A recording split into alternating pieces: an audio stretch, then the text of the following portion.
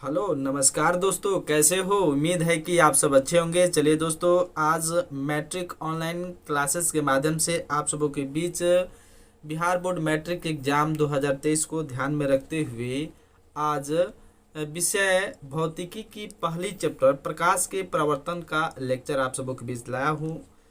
इस वीडियो में प्रकाश के परावर्तन के अंतर्गत जितनी सारी महत्वपूर्ण ऑब्जेक्टिव एवं सब्जेक्टिव प्रश्न बनने वाली है उन सभी का डिस्कस किया जाएगा। पहले चैप्टर का नाम है भौतिकी की पहली चैप्टर का नाम है प्रकाश का परावर्तन। तो सबसे पहले हम जानेंगे कि प्रकाश क्या होता है। तो प्रकाश एक भौतिक कारक है जिसकी सहायता से हम किसी वस्तु को आसानी से देख पाते हैं। अर्थात प्रकाश वह कारक है जिसकी सहायता से हम किसी भी वस्तु को आसानी से देख पाते हैं। तो सबसे पहले यहाँ पे अब हम ये बात सोचेंगे कि प्रकाश के स्रोत किसे कहे जाते हैं।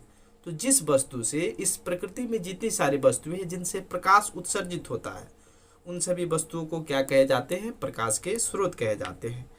तो प्रकाश के स्रोत के आधार पे वस्तुओं का भी बंटवारा किया गया है। वस्तु प्रकाश के आधार पे वस्तु दो प्रकार की होती है। एक होता है प्रदीप्त वस्तुएं और एक होता है अप्रदीप्त वस्तुएं। प्रदीप्त वस्तुएं का तात्पर्य यह होता है कि जो वस्तुएं स्वतः प्रकाश को उत्सर्जित करती है, जैसे कि सूरज हो गया, बिजली की बल्ब हो जाएगा, जलता हुआ मोमबत्ती हो जाएगा। इससे क्या होता है, प्रकाश अपने आप उत्सर्जित होती है। और अप्रदीप्त वस्तु का मतलब होता है कि वह वस्तु जिससे प्रकाश उत्सर्जित नहीं होता है उसे क्या कहते हैं, उसे अप्रदीप्त वस्तुएं कहते हैं। इसके बाद हम लोग पढ़ेंगे प्रकाश किस पथ के अनुदिश गमन करती है। तो प्रकाश किसी भी स्रोत से निकलती है तो वह सरल रेखा, कैसी सरल रेखा के अनुदिश गमन करती है। तो प्रकाशों का जो समूह होता है, किरणों का जो समूह होता है उसको क्या कहा जाता है, किरण पुंज कहा जाता है। और किरण पुंज कितने प्रकार की होती है, तो किरण पुंज का 3 प्रकार होता है। एक होता है अपसारिक किरण पुंज, एक होता है अभिसारिक किरण पुंज और एक होता है समांतर किरण पुंज। तो अब यहाँ हम जानेंगे कि अपसारी किरण पुंज क्या होता है और अपसारी किरण पुंज, अभिसारी किरण पुंज और समांतर किरण पुंज। तो अपसारी किरण पुंज का तात्पर्य होता है कि किसी एक स्रोत से, एक प्रकाश बिंदु से प्रकाश निकलकर आगे फैलती हुई चली जाए।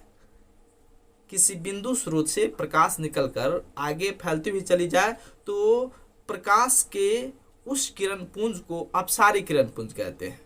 और समांतर किरण पुंज का मतलब होता है किसी स्रोत से निकली हुई प्रकाश की किरणों का वह समूह जिसमें दो क्रमागत किरणों के बीच में क्या हो, नियत दूरी हो और कभी भी उस प्रकाश पुंज की किरणें एक दूसरे को प्रतिच्छेद न करे, तो उसको कहा जाएगा समांतर किरण पुंज।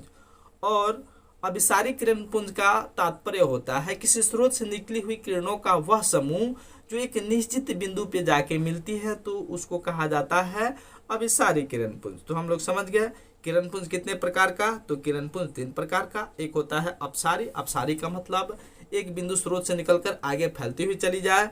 और समांतर किरण पुंज का मतलब होता है कि किरणों के क्रमागत किरणों के बीच की दूरी नियत हो अर्थात समांतर हो, तो उसको समांतर किरण पुंज कहेंगे। और अभिसारी किरण पुंज का तात्पर्य होता है कि किसी बिंदु स्रोत से निकली हुई प्रकाश की किरण एक निश्चित बिंदु पे जाके मिलती है तो उसको अभिसारी किरण पुंज कहा जाता है।